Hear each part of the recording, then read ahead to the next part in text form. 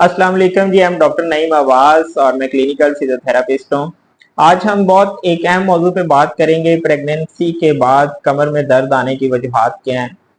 और हमारी बहुत सारी फीमेल जो है कमर में दर्द आने की वजह सिजेरियन में लगने वाला इंजेक्शन समझ रही होती हैं, लेकिन सिजेरियन में लगने वाला इंजेक्शन कमर दर्द की वजह नहीं बनता। कमर में दर्द आने की और बहुत सी वजूहात हैं। हमारे पेल्विक फ्लोर मसल जो है उनकी वीकनेस है, हमारे पैरास्पाइनल मसल की वीकनेस है, हमारा पोस्चर है, और प्रेगनेंसी में फीमेल का स्ट्रेस जो है एक बहुत बड़ी अहम वजह है, और हार्मोनल इफेक्ट जो है वो आपकी कमर दर्द की वजह बनता है।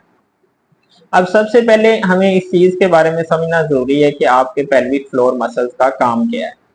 पेल्विक फ्लोर मसल्स का काम है आपके पेशाब, पखाने और हवा के अखराज को कंट्रोल करना।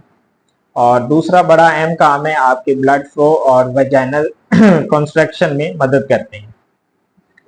अगर ये मसल्स वीक हो गए हैं तो आपका पेशाब, पखाने और हवा के अखराज से कंट्रोल खत्म हो जाएगा, और फीमेल जो है वो उनकी जो यूट्रस है उनमें हैवीनेस फील होना शुरू हो जाएगी। कमर, अब सबसे पहले हमें इस चीज के बारे में जानना जरूरी है कि प्रेगनेंसी के दौरान और प्रेगनेंसी के बाद कमर में दर्द क्यों आता है। पेल्विक फ्लोर मसल्स के वीक होने की वजह आपकी कमर दर्द हो सकती है, क्योंकि ड्यूरिंग लेबर तमाम जितने भी मसल्स हैं वो स्ट्रेच हो जाते हैं, और स्ट्रेच होने की वजह से वो कमजोर हो जाते हैं।